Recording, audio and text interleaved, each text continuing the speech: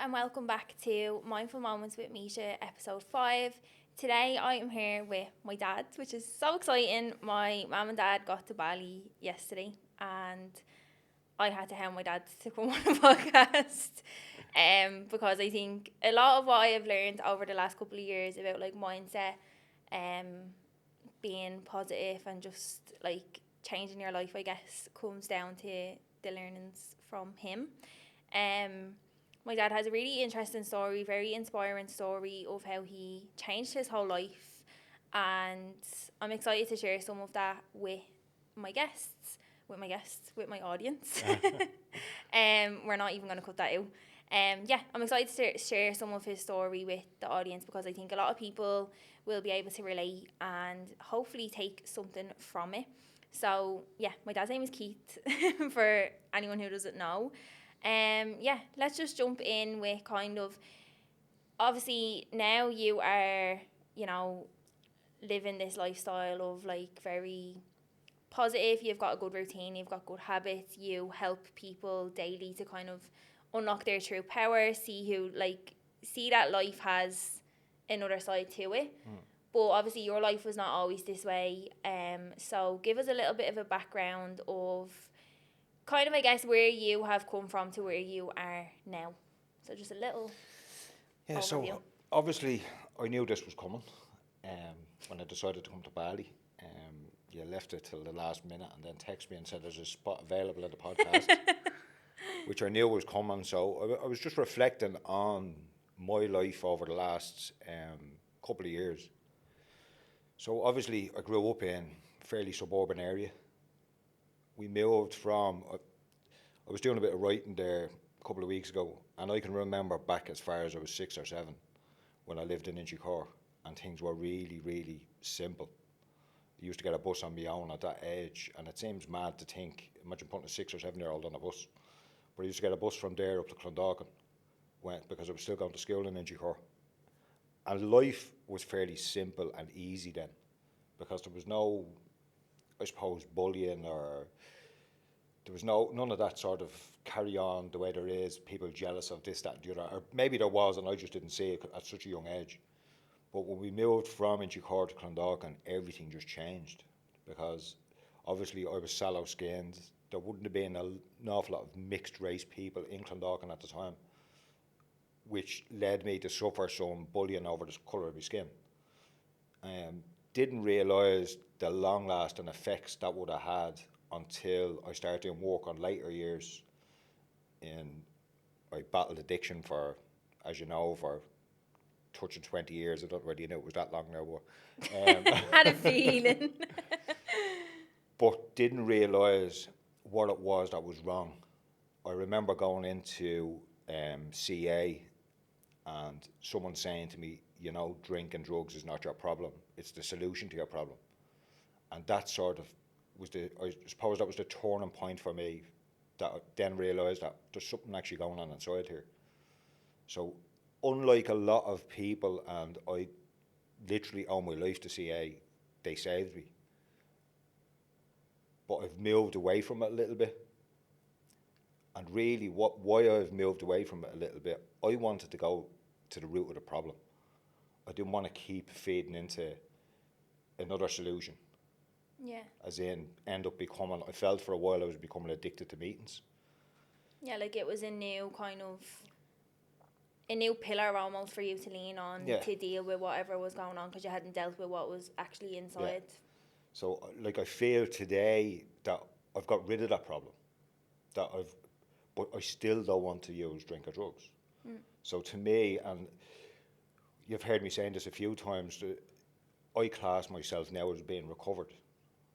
I'm recovered from that hopeless state of mind that I was in when I first went into meetings and that. And I'd like to carry that message through to people, is that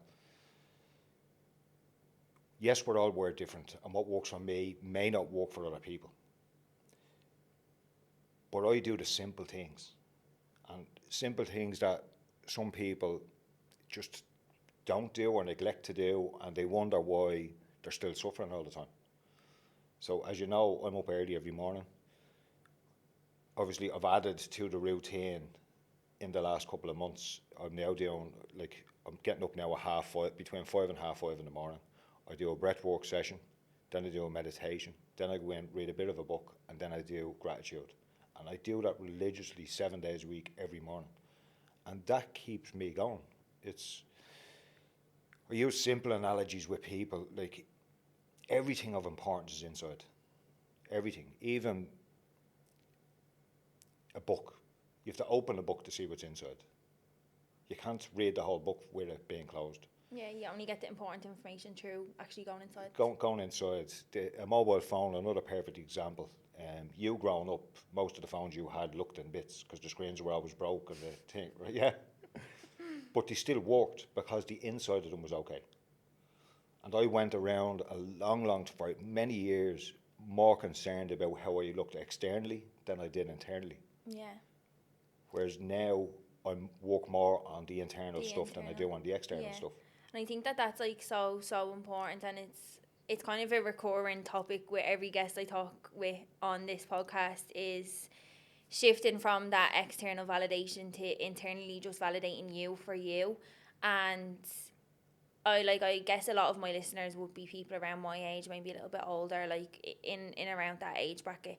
And you know, from me, like I really struggled with that growing up as well. Everything was always external. I cared so much about other people, but it was probably like a year or so ago for me as well that you noticed I stopped caring what others were thinking as well. And that's when my life shifted and when I actually started truly being happy, living in alignment with who I was as well. And people always slagged me and you at home because like I used to care so much about what people thought of me if I was like going out, like what clothes I had on, how my skin looked, how my hair looked, like stuff that doesn't matter. And then mom and my sister have this recurring like joke with two of us that we go around like two hippies at home. But I'm like, but we're happy, you know, and that's the ultimate thing is that we're internally happy and we're doing what is in alignment with the inside. So like the outside is just a shell. It doesn't matter. Like the outer shell of your life, it doesn't matter what that looks like because your life could be falling apart. And to be honest for you, your life looked perfect on the outside when you were struggling. Like, you know, you had the business, you had the lovely house, you had, you know, what looked like the money, you had the nice cars, you had everything on the outside, but on the inside, like, life was shattering. Yeah. You know, family life wasn't good, your marriage was probably not good. Like, we always had a good relationship, but it mightn't have been, it's not what it is now. No, it was different values. Yeah. It was different. Well, like on the surface level, it looked perfect to other people, whereas you probably would have wished to have the life that other people had because you were struggling. Again, as you said, like everything on the outside looked great, and a lot of people probably thought I had it made. Yeah, the way I used to carry myself, the way I used to go around, but a lot of it was people pleasing. Yeah. And I fell into that for so long. I was always concerned about what other people thought. And other people only see the external stuff. Yeah. They don't see the internal stuff. So like there was some nights I'd be sitting at home and I'd be destroyed inside. It was like as if there was something eating me up inside constantly all the time. And the only way that I could counteract was go out and buy something new and go out and look good. So nobody knew I was struggling. Like even down to the addiction, nobody realised how bad it was. Even your mum until close to the end, because it was just I'd been people pleasing for that long. When things were low, I fed into the addiction more to make me feel better. And not like anybody out there struggling with addiction. Like addiction for me it's just a really high form of anxiety or depression. That's all it is. It's not liking the way you feel internally, and you take a substance, or it doesn't have to be taking a substance. It could be gambling. It could be anything. It could have been me the way I was out shopping all the time to buy all these external things to make me feel happy for a minute. Yeah. And then it was gone. Then it was you needed something else. It was constantly chasing of like that serotonin, like that feel good. Whereas now I can get that by sitting down, relaxing, and doing a bit of breathing or doing a meditation. Some people look at you and think you're a weirdo because of the stuff you do now. But that's okay. Yeah. Like, it really is. Like, recently I've been sort of thinking about, and mentioned this to one person recently, but I've been looking at the whole recovery model lately, and it's amazing. As I said earlier on, I owe my life to CA, but there has to be a transitional period. There has to be a way, like I look at it now like an apprenticeship. Like, you go into an apprenticeship to be a carpenter or a plumber, electrician, hairdresser, wherever it may be. You go in and you do 4 good years and you come out as a transition to you being qualified. Whereas there's a lot of people I find in recovery that are 20 years later, they're still talking about they're in recovery. For me, there has to be a transition. I am recovered. Yeah. I put out all the hard work in the early years, made sure that wherever it was that was in that book and wherever people suggested me to do, I'd done it. And I didn't just do it, I gave it all. Yeah, you devoted so much of your life to making sure that you didn't fall back into the life that you had before. Yeah. And for, like, I know from, like, I'm 23, drugs especially is such a prominent issue in society, like nowadays in, like, Dublin, everywhere, to be honest. It's scary how common it is to just go out and get out of your head, like, basically. But, and I think a lot of people have an issue with it without realising that they have an issue with it. Like, if you were to kind of give any sort of, I guess, advice or guidance to someone who, you know, maybe is listening, thinking, this could be a problem for me, you know, like, where do you draw the line between it being an enjoyment factor to it becoming a problem, I guess, and how can you start dealing with that? So, I had some great times on drugs, right? And there's no point in sitting here and saying that everything was dull and everything was bad. It wasn't like that. And again, I could gladly sit here and say, not everybody that does drugs has a problem. Yeah. There is some people that can take it or leave it. That can just use it as recreation and then get back to their normal life. I started off like that. Things were recreational when I started using it. It was once a week, probably not even once every week. It could have been once every few weeks. But as the traumas from childhood start coming up, I didn't realise they were coming up. All I realised that I didn't feel right, so I had to take them more and more and more. Mm-hmm. And what people don't understand, trauma to a kid can be anything. It doesn't have to be, yes, I suffered some major traumas that I'm not going to go into on this podcast, but trauma to a child can be anything. And I was telling you earlier on. We only spoke about it yesterday. Like, I was doing that breathwork journey that I was telling you there a couple of weeks ago, and it started coming up. My ma will kill me now when I say this, but it started coming up about your nanny years ago, just saying to me, "You wait till your dad comes home," and then the fear knowing that dad was coming home the fear of God. coming home from work, that he'd be nearly home and he'd be trembling, and it wouldn't have been even anything that major that you'd done. But that was triggering as a trauma when I was doing a breathwork journey. Now, I never in my wildest dreams would have thought that was something that I needed to release. Kids, like, brains are so vulnerable that, like, literally anything that puts a bit of fear into you or makes you feel less than what you are is trauma. Like, it was the same, like what I was saying to you about when I used to be called pale. I became almost addicted to needing to be tan. And, like, you know how extreme I was with this. Like, I didn't feel happy in myself unless I was tan. But that triggered back to people in school being like, are you sick, when I was pale? So whenever I was pale, I was like, people are going to ask me, am I sick? Can't be pale. But, like, that's a trauma as well. And you have to, like, because then I was using addictive behaviours of, like, doing sunbeds and tanning all the time to validate externally so that people wouldn't comment. But I would have never passed that as like anything that put a stamp on me growing up, but it can be anything. Like, but see, like, what people, and I'm sitting here just thinking, and just as you were talking there, and kids can be so, it's innocent fun, but you don't realise the effects that it has on people in long term. Mm-hmm. And I remember in school, and I remember this one time, um, obviously there was 6 of us in the house. Money wouldn't have been really great around the house, so we Yeah. wouldn't have had money to go and have all these different luxuries and this, that, and the other. But I remember this haircut was just coming into fashion. It was the step at the time, and into V-shaped step. And I had a mop of hair. I know it's hard to believe looking at me now, but I had a mop of hair. But I remember asking our granddad that I wanted this V, and he done this. He cut this V out in my hair, but he shaved a bare like that. So with this mop of hair and this, and someone said something to me in school, and I walked around with my hood up for nearly the rest of the day. And it's mad that it's something as simple as that. Someone just commenting on something that you're wearing, or I remember this other time, and your nanny was at the going, and in fairness, they always had us immaculate. We were always in new clothes. They might be in cheap clothes, but they were always fresh, clean clothes. And I remember going out in these, what we thought were tracksuits, out onto the road one time, but they were pajamas. Nanny is being exposed right now.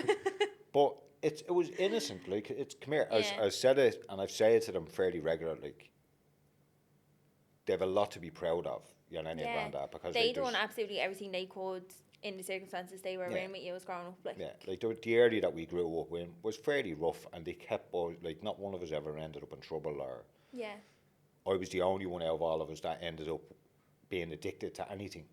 but They've all, like even if you had have grown up in a complete different environment, that still would have happened because, but probably because you still wouldn't have dealt with your traumas in another way. like, people look at social media now and think it's a negative thing. I think it's a very positive thing in regards to there's not as much, people can be outed very quickly now, if that makes sense. Yeah, So if people are suffering sort of bullying or abuse or anything like that, people can be outed really quick. So I think it's very good for stuff like that. I think this generation that we're living at the minute, like your age group and all that, it's amazing that you just go out. Everybody seems to want to get that inner connection with themselves at a young age at the moment. yeah. I think, like I said this, that like people are kind of waking up really young now, realizing that there is more to life than carrying baggage, carrying trauma, and just not like living in alignment with you. Yeah. And I spoke about this on my episode with Avin. A lot of it is people following the crowd, like, you know, going for sea swims, going to full moon healings. Like, they don't actually realise that they're healing by going, like, they're participating in collective healing by kind of following a trend. But it's a good trend to follow. So, like, social media definitely has all of those positive aspects when you use it correctly, I suppose. And like, I was only talking to someone about this. I look at all this as a really big positive that came out of COVID. Yeah, me too. Because COVID, people were going out walking in nature, going out sea swimming, as you said. They were doing all this stuff and getting that connection with themselves. They couldn't be out mixing with everybody else. And it has brought, like, as you know, I talk an awful lot about there's an opposite to everything. And if there's something really negative, there's always a positive there. You just have to look for it. Yeah, you have to find it. And if we keep that in the forefront of our mind in everything that we do, that not everything is bad. Like, there's an old saying, this too shall pass. That if there's something negative, that'll pass and something good is coming. That's also true when life is really good. Yeah. So you can't have the highs without the lows, and you can't have the lows without the highs. So you kind of have to embrace, I guess, every part of the journey. Like, I done a course there last Saturday, the one I was telling you about earlier, and it made so much sense. So, like, everything goes in cycles of 2 weeks. So say you start on day 1 today, you go up to day 7, and you're on the upward spiral, yeah? So you're good, and then you get to day 7, and it starts going down. So then it goes down past, and day 21 will be your really low day, and then you start coming back up again. Yeah? But depending on what way you're living, and I think this is really, really important. And I've been living like this for the last number of years now, and it's not feeding into what other people are saying, what other people are doing. Live your life, but live a true, honest life, true to yourself and true to people around you. Don't be making up stories about people and all this type of bullshit that goes on. Because it's a vicious circle. And as I said, it goes around in a circle, and there is a vicious circle. If you're living a good, honest life with certain principles, and we have to stick to good principles, what happens is that spiral starts going up like this. And after 3 or 4 cycles, your low days are actually higher than your high days when you start. Interesting. Whereas if you start doing it the opposite way, so if you start going around and being dishonest and carrying out all these bad behaviours, do you ever hear the saying, they're on a downward spiral? Yeah. So the cycle starts going down. So now their high days down here are actually lower than their low days when they started. Yeah.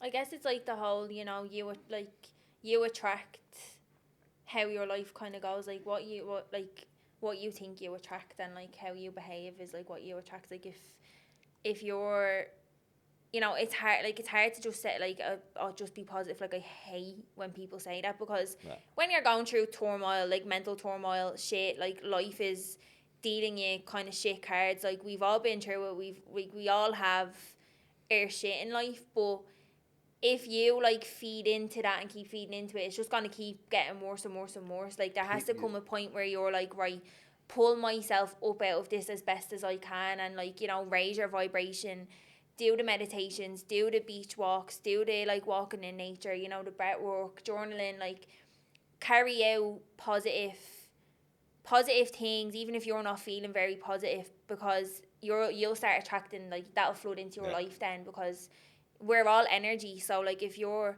carrying negative energy, you're going to be drawing in more negative energy. Like, so I guess it's kind of like that principle. And like people don't understand. Well, people are starting to understand. I know I definitely didn't understand it for a long time. Your thoughts have the power to destroy you. Mm-hmm. They really do, but they also have the power to make you really excel. To make you, yeah. So like everything starts with a thought. I started doing this thing there last week, and it's extremely hard to do. But just try and sit there, close your eyes, and try and think of nothing for 10 seconds. Like it's now I got up to 15 seconds by the end of a week doing it, but just sit there and completely clear your mind. But how do you know you're not thinking of that? Because nothing just. Do you ever go into a state in meditation? Or I guess like when you're doing breathwork and stuff, your mind just completely clears. Yeah, but this is not even concentrating on your breath or nothing. This is just lying there. Just lying there and think of nothing. Now it takes a bit of training. It took me a good week to get to 10 seconds, and then by the end of the following week I was up to 15 seconds. Now I haven't done it this week, but my thoughts destroyed me for years because I was constantly thinking of what other people thought. Yeah. So how can you actually look at someone and say, I know what they're thinking? Like you can't get into someone's mind. But everybody, well not everybody, a lot of people go around just superly concerned about what other people are thinking. Yeah. And what other people think of you is actually none of your business. It's, as you said there a few minutes ago, everything is energy. Yeah. Right? So a thought is energy. And the way this is explained is, were you ever somewhere and you think of someone and then they ring you? Yeah? So that thought form goes up, it goes into the energy world, it goes off, hits them. If they're ready for it, they'll ring you. And that is, whether you believe it or not, that is the way it works. Or me saying, me texting you 2 weeks ago saying I think I'm psychic. Yeah. But I actually think I am. Yeah. I think I have psychic powers, but maybe that's just me putting stuff the into energy the world, universe. so everything starts with a thought. So everything that's ever happened in this life that we're in, or life before us, all started with a thought. Mm-hmm. Everything is a thought. So if you can change your thinking, you can change your whole world. Yeah. Like literally change your whole world. I completely agree with that, and I think like you're like a living proof of that. And I think I'm kind of becoming that as well, that like to see like it takes a lot of work, and it's a lot of mental effort to keep rewiring your brain, like when you notice negative thoughts cropping in, having to just keep rewiring and going back. But like once you spend time doing that, it becomes automation then for your brain to naturally think of the positives in situations. Like I think even now, like when something like really bad happens in my life, I'm like I notice my brain shifting automatically to, well, what good can come from this? Instead of like constant, like I used to just have this dark cloud would come over and I'd be like, everything in life is shit and everything is happening to me, but like things happen for you, and you need to just really do that work of like noticing the negative, like the automatic negative thoughts that you have, because a lot of it is embedded in you from childhood, from, you know, things people would have said or situations you would have been in life that kind of made you feel like you weren't enough, so then you had those thoughts. We're conditioned.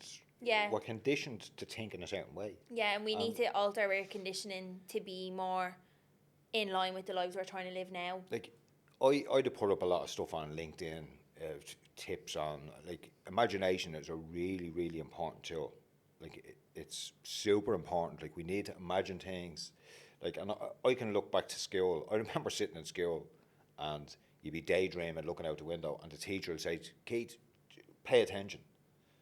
But she was stopping one of my higher senses because I was there, my imagination was going away with me.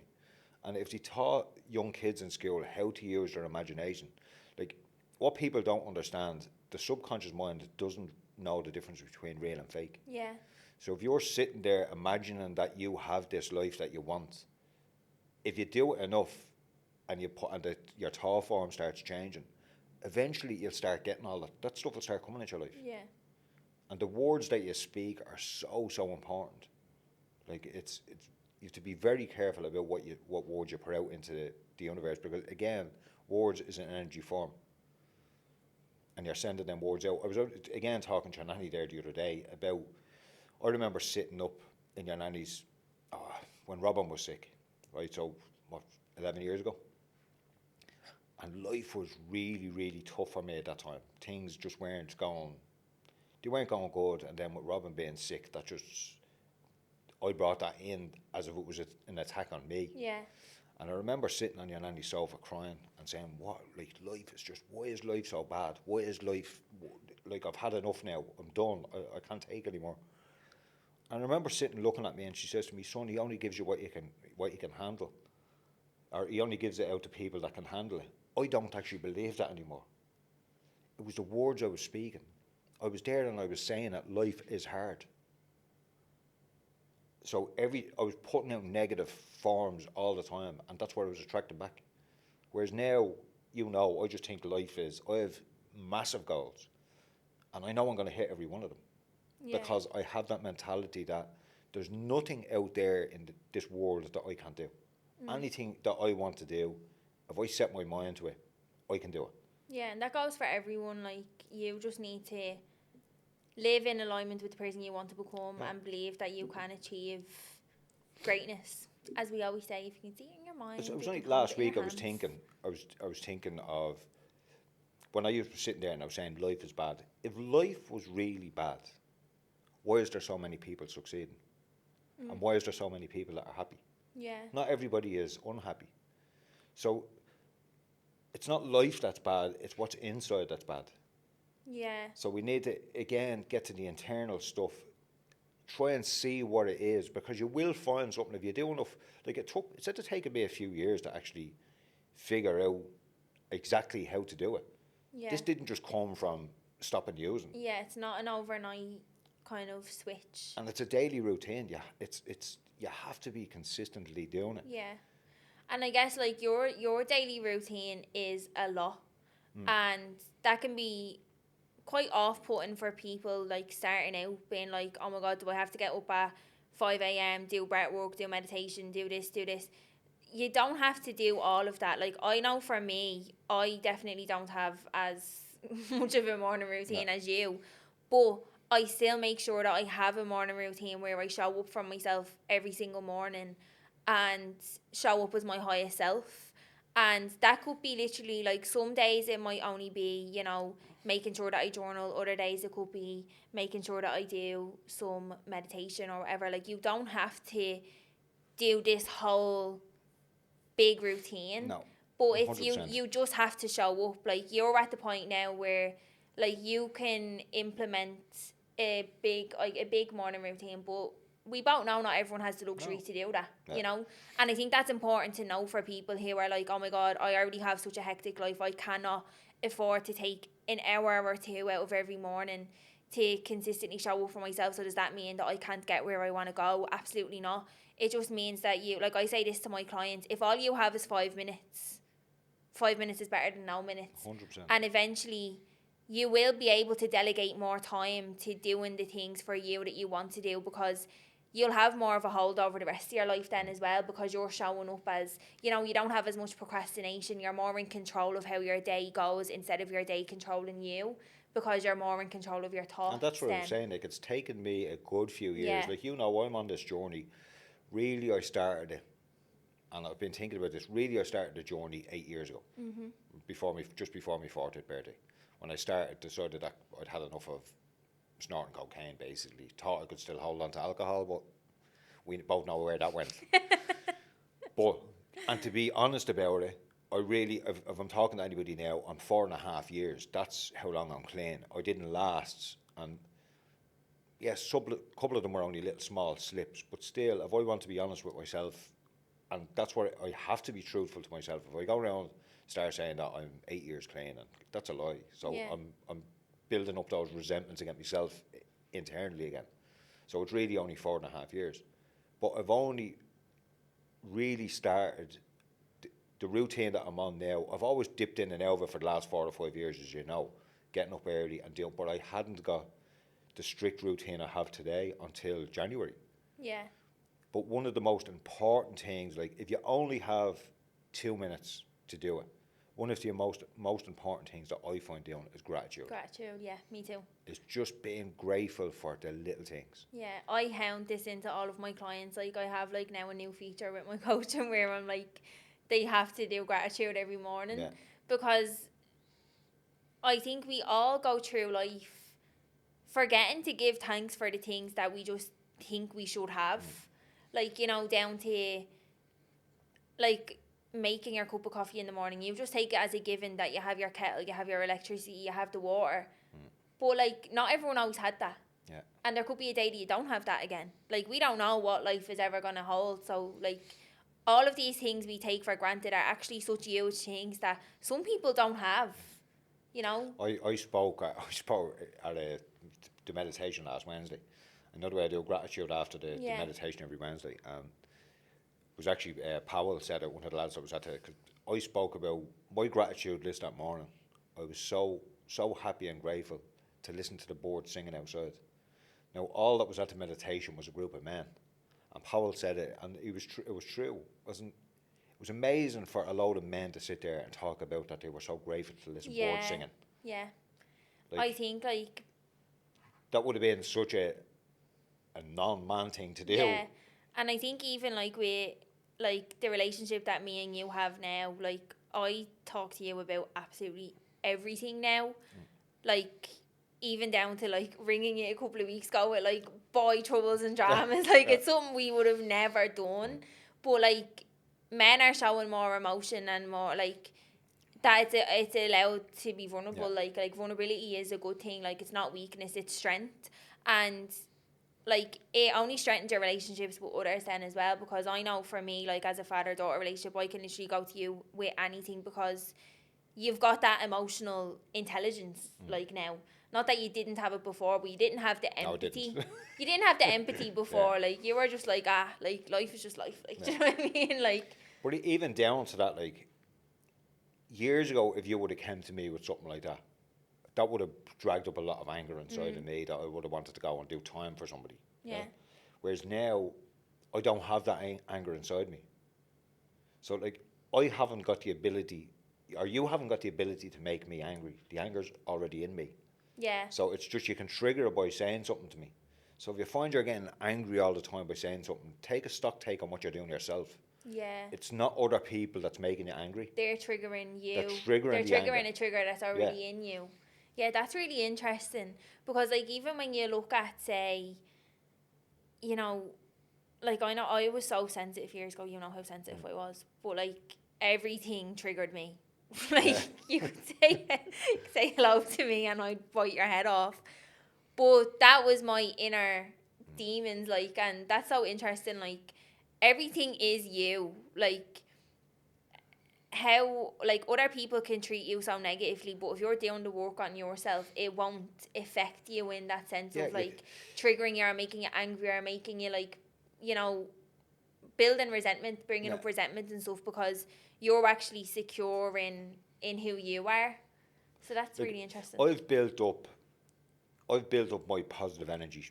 So Yeah. I think, and I'm not quite there yet. It still needs to be, because yes, I do get negative at times. It's not always this upward spiral all the time. I do have days that are not as good as others.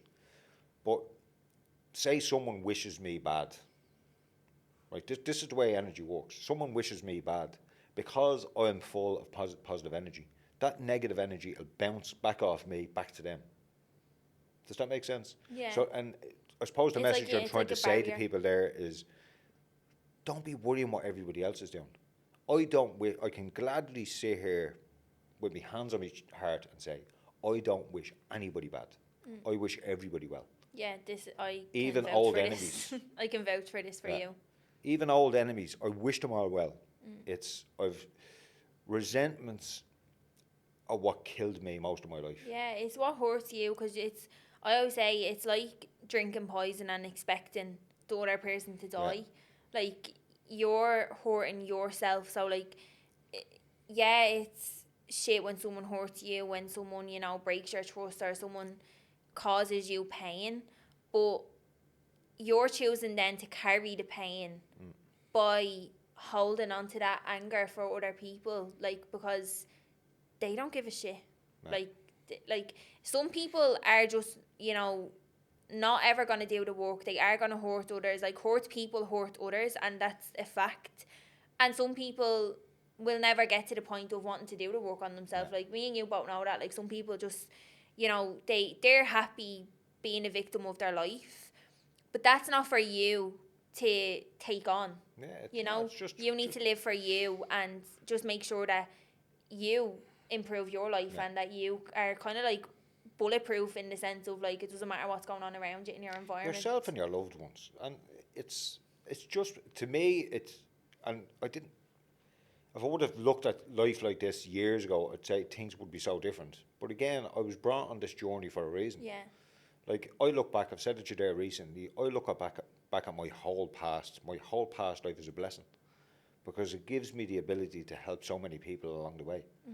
And that's all I want to do. I know I was put on this earth, I was destined to help people.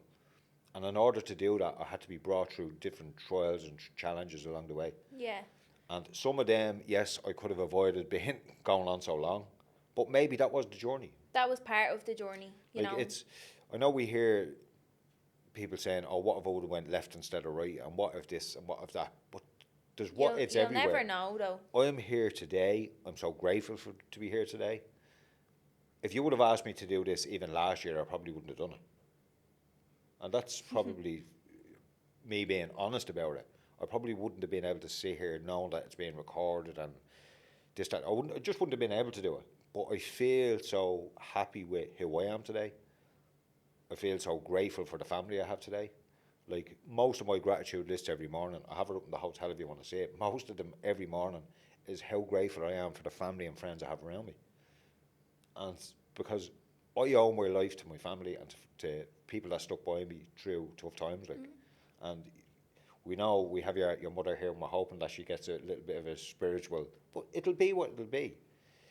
And that's just me. Yeah. That's just me, and I'm not projecting it on her. Stuff like that happens. It just happened for me. Yeah, and me I was too. lucky. Like, it's the same as me. Like, I feel like we both started going on, like, this spirituality at the same time. Like, it was kind of weird how it happened in, like, alignment with each other. But, like, obviously you were on your path for a couple of years already, but the whole kind of spiritual path of it only was probably maybe 2-ish years ago, I would say, anyway. Yeah, it was Like, when I put it COVID down to kind my of time. swimming accident. Yeah, COVID That's time. when I first started getting in. Like, I was starting to study a little bit more about energy and about the laws of the universe before that. But the spiritual side of it was pranic healing, and that was when I was in a swimming accident out in Donabay, and I went to Dave, and I was just amazed how all this trauma could be removed and released from my body in 40 minutes, like, gone. And that got David me changed my life. that got me, it got me just, there's something, there's more to this. Yeah. And I ended up the following weekend, as you know, I was on level 1 pranic healing, and I was on another pranic healing course last Saturday, and the guy I was sitting beside, he said to me, what level, many levels have you done? I didn't realise I'd done so many of them. Yeah, you've done a lot I've of done, learning done a over lot the of last them, couple of and years. I'll keep doing it. I know your mother was a bit shocked when she heard how much I've spent on self-development over the last 4 years. But it's so invaluable, though. It's priceless. Yeah. It really is. And It's like priceless. the amount of people that you can help through your knowledge and your learnings is like, that's also invaluable, because you know, there's money cannot put a price on just being at peace with yourself and at peace with your life. And it, like, you don't have to go on this whole spiritual awakening, spiritual journey to be at peace, but like, that's what we're saying. Like my mom, like, she's definitely not. But in saying that, I wouldn't be here only for her. Yeah, because she's stuck by me. She has this tough love approach. Yeah, that's what I mean. Like, everyone has their different ways of addressing life, and I know a lot of what I talk about on this podcast comes down to spirituality and energy and, you know, all this, but you don't have to live life that way. You just need to do what works for you in order to become your highest self. We're all work differently. And yeah, like, even me and you went on a very similar path at a similar time, which it was nice to kind of like have that relatability, I guess. Because I think at the time when we were like, I know for me anyways, the time that I started getting into my spirituality, 21-year-olds in Dublin doing what I was doing wasn't really a thing. Like, you know, going, like, meditating, sitting on the beach, like, trying to get into sea swimming, like, being grateful. Like, it wasn't, I guess, the popular thing to do. So it was a bit of a lonely journey for me to go on, like, because I felt different, but I knew I needed to go through that different experience to get to where I knew I was destined to go. And then it was mad, like, then when I came out to Bali, like, that was a big reason for me choosing to come here, because I knew I needed to immerse myself into an environment with people who were doing the work that I was trying to do at home. And I think it's gotten better at home in the last, like, year or two, definitely, but it's nice to have that relatability of people that are also on a similar journey, because it is hard. Like, you know yourself, you have days where, like, you're just like, what am I doing? You know, when, like, stuff comes up, trauma comes up, and you're like, this is so hard to deal with. But I find it easy for me because the way, and I've made it easy in my own mind, because when I look back at the amount of work I used to put into actually using drugs, do you know what I mean? Like, and what I say about that, like, there was sometimes I didn't have the money to do it, but the amount of effort, the time and effort I'd put into making sure I got the money to do it. yeah. So now I was getting negative results all the time because I was doing negative things. So now doing that, like, I have a simple thing, and I said this to you before. I get up an hour earlier than you need to get up in the morning, and doing that just 5 days a week, you will gain 6.5 40-hour working weeks on someone that doesn't. So I don't believe what you were saying there earlier of people, if they don't have the time. I believe we all have the time. Yeah. That's my belief. I do believe that as well, but I think for someone starting Some people, off, it can be a bit daunting to hear that. Yeah. But it's that simple of getting up an hour earlier. Right, say a half an hour earlier. That's over 3.5 weeks. Yeah. You're going to gain on someone that doesn't do it. Now, if you think of the results, the way I look at stuff like that, people say to me, oh, I can't put that time in. I can't afford to give that time. I can't afford not to give that time. That's the way I look at it. Because then you're losing yourself. Yeah, because the results and that I'm getting from doing what I do are just, it wouldn't be worth my while not doing it. Does that make sense? Yeah.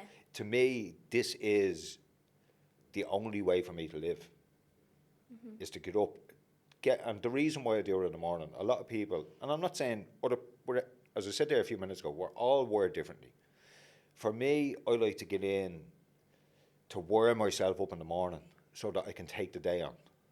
I say this all the time. So a lot of people do meditation in the evening, and they get they do all the work on themselves in the evening, and then they go to sleep. Now, I don't know what's right or wrong. What was it? Henry Ford said, if you think you're right, or if you think you're wrong, you're right. Yeah, I don't think there's any right or wrong. I guess it's what works What for works an for you? individual person. I'm like also on your kind of end of it of like I like serving myself before I serve others. Like I think especially with like the career I'm in, I'm trying to help women every day become better people. So in order for me to help them become better, I have to be better. Yeah. And the only way I can be better is by showing up for me before I show up for them. But then I also know the other end of it of like sometimes I need like a really like I need an evening wind down to like release what has went on that day. So I can see both ends of it. But you know, maybe like a mix of the two would work for people. Maybe mornings work for some, evenings work for others. But I'm on your kind of end of it of like morning time is like my favourite time to just show Yeah. up for me. It's the evening for me, and a lot of this I owe to CA. Like most of the stuff that I've done over the years with different self development stuff and all that, they all, if you look at them all, they all relate to each other Yeah. in different ways. So, and what CA taught me was that the evening for me is time to reflect on my day. Have I been a good person? Do I need to go back to someone and do I owe an apology to someone? Have I been doing the things? Have I lived a true and honest life throughout the day? And if I need to go back and apologise to somebody, I just do that. And I do it as soon as I can because that stops the resentment building up. Yeah. Because I could hurt someone and that could turn into me resenting them, even though I've hurt them. Does that make sense? Yeah. Because now they're passing me on the street, or God, he hasn't rang me in ages, or do you know the type of stuff? So it's clearing that path all the time. It's just making sure that that's clear, and that for me is what works. Is that as I said, I've nobody, like literally, there's not one person that I can say I hate that person, or I dislike that person, or I'm not comfortable around that person. I'm cool with everybody. Just bless everybody with love, peace, and happiness. And Love and kindness. yeah, and that's it. Life will just be so much easier. Yeah. When you can just give off what you want to receive. Yeah. Control your environment. Yeah. Like Yeah, there's so many things in life that we can't control, but what we can control, we should control. yeah, And that's, you know, your thoughts, your actions, how you react, like your reactiveness, and how you set up your environment in your day-to-day living. Like set yourself up for success so that even if the whole world around you is crumbling, you're still okay. Yeah. Because you don't, like, there is, like as you said there earlier on, there are some people that are just negative people. But we have a choice. We don't have to be around them. Yeah. Like, don't let outside circumstances control your environment, is the message that I'd like to get through to anybody listening. Is just be you. And if there's a situation that's around and it's starting to feel negative or it's starting to affect you, remove yourself from the situation. We all have the ability to choose where we want to be or what we want to do. So remove yourself from the situation.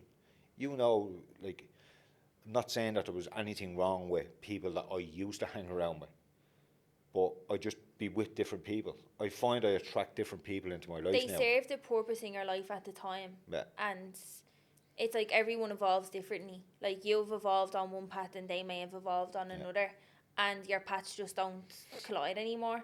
It And doesn't mean I still have touch, still keep in touch with them. As I said, I still keep in touch with old friends and wherever. Yeah. But I just attract a different people, different vibe. and that's because the frequency I'm on now at the minute. I think that's like really important to note because I think like a lot of people can get like bogged down in, you know, as you're evolving, you do lose people along the way. Yeah, you do. Yeah. Like you lose people, but you lose some, but you gain a lot more.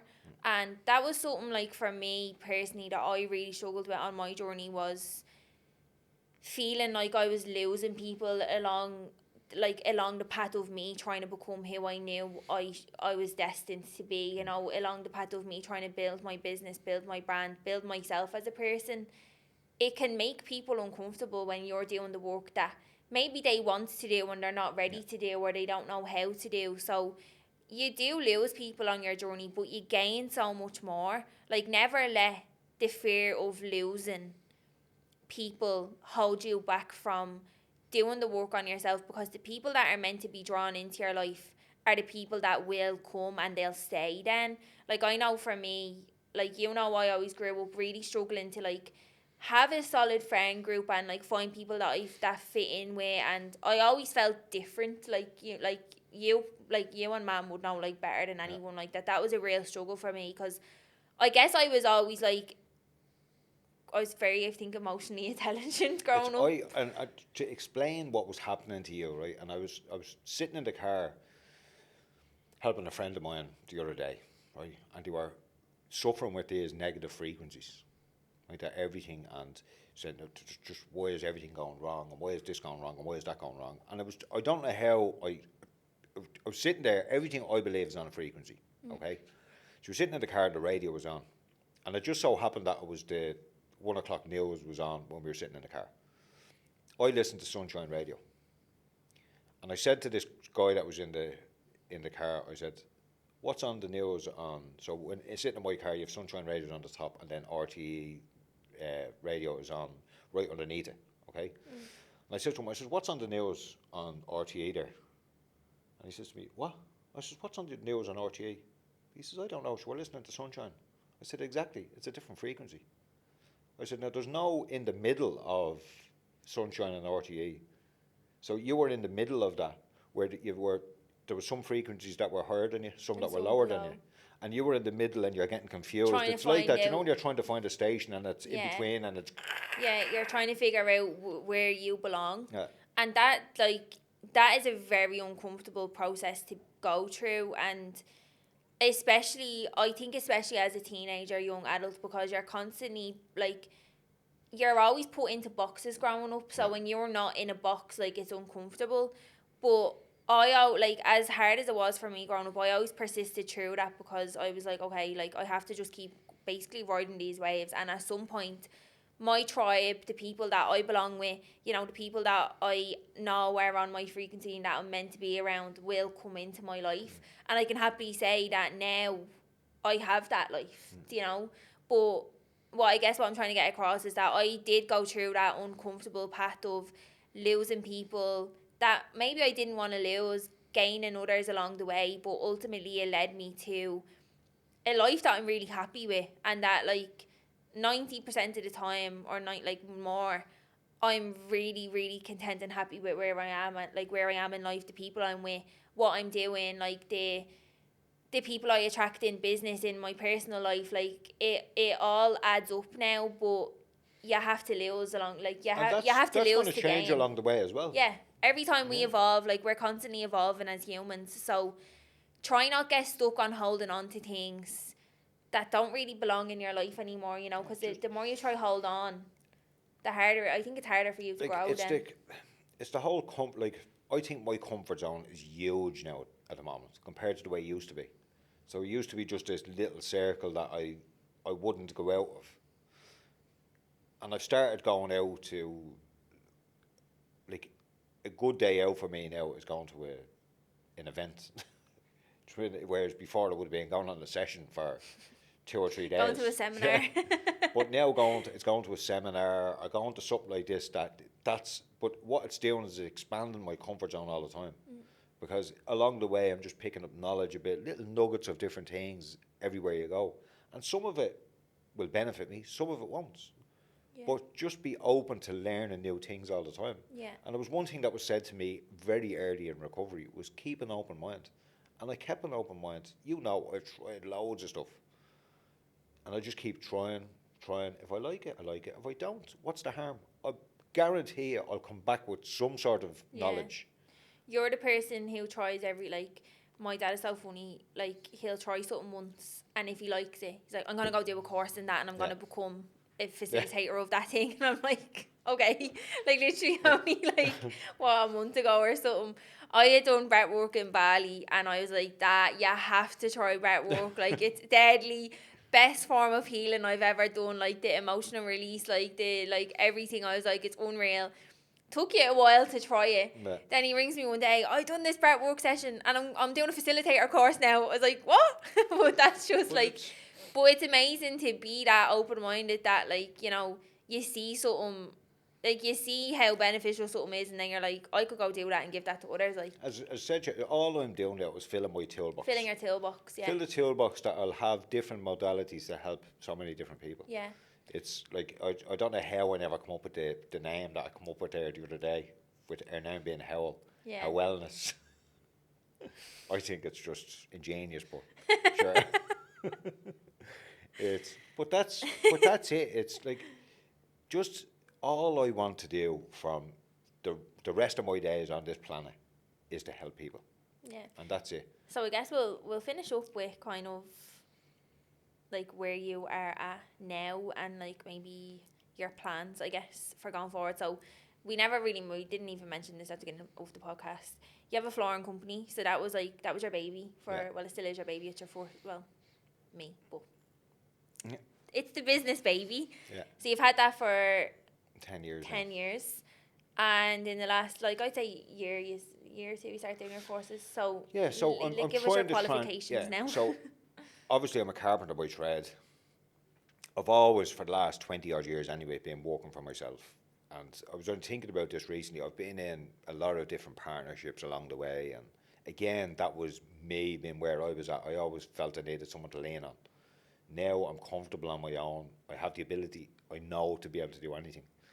I have a really successful flooring business. I'm now trying to transition out of that. I have your Uncle Paul and Robin now are going to be sort of taking more control of that. I'm going to go off and set up a wellness where I'm going to just, I suppose, facilitate breathwork sessions, meditations, healings, some Mindset coaching, mindset coaching. I'm in talks we're going out about developing a program for the mindset coaching. So we're trying to develop something that, because I think they all work together. Mm-hmm. You can't change your mindset unless you can change your inner self. And that's where the release from breath work or from meditation, you can release all that stuff and then you can start changing your mindset. I think trying to change someone's mindset first, for me, is quite hard. Yeah, because you're always going to Because fall back into... it's the emotional Yeah. stuff we need. We need to get rid of the emotional baggage first, and through pranic healing and through breath work and meditation and all that type of stuff, I have the ability to help people remove all those blockages and then start working on the mindset. So that's the plan going forward, is to develop a program. But I want to develop a program that's valuable to people. I've done a lot of programs, as you know, over the last 4 or 5 years. And being human beings, we do the first week perfect. We're just so consumed in it and we're so excited to start it. But after week 1, week 2, we start looking to skip the modules, because we're looking at modules. We're looking at modules there that don't excite us, and we're looking at module 4 is really exciting. Let's jump onto that. I want to try and develop a program that you can't skip through the modules. So, because I know from what I've done, there's a certain, they're laid out in a certain way, because if you follow them the way that they're laid out, you will hit what you need to hit by the time you get to the end of it. Yeah. So it's trying to develop, meeting up with a guy when I go back about developing a program that they have to submit stuff throughout to make sure that they've been doing and they've completed, say, level 1 Every before level they can of move on to level 2. It won't unlock until they've completed it. So we're just working on trying to develop something like that. Amazing. So that's, just keep helping people, and that's my plan, and That's your reason for being on this earth. that's my reason for being here. And Yeah. Yeah, I Yeah. feel like we're both on similar but different journeys. Like, mine is obviously more on the whole fitness end, but we're both on that, like, just wanting to make people's lives better, I guess. And that was, like, I suppose, like, a big reason for me starting this podcast as well, is to have conversations with people like you and pick people's brain who have been through, like, very different journeys. Like, this is episode 5 now. I've spoke with 4 people who all have had such different journeys, but we've all kind of touched on the same things. Yeah. So it just goes to show you that whatever it is that's going on in your life, it's actually the same tools kind of for everyone that work, and that, like, there's a reason why we all do similar things, because it gives the results. But yeah, thank you for coming on. No problem. Really Thank you for appreciate having me. it. And yeah, thank you all for watching, and I will see you all in the next episode.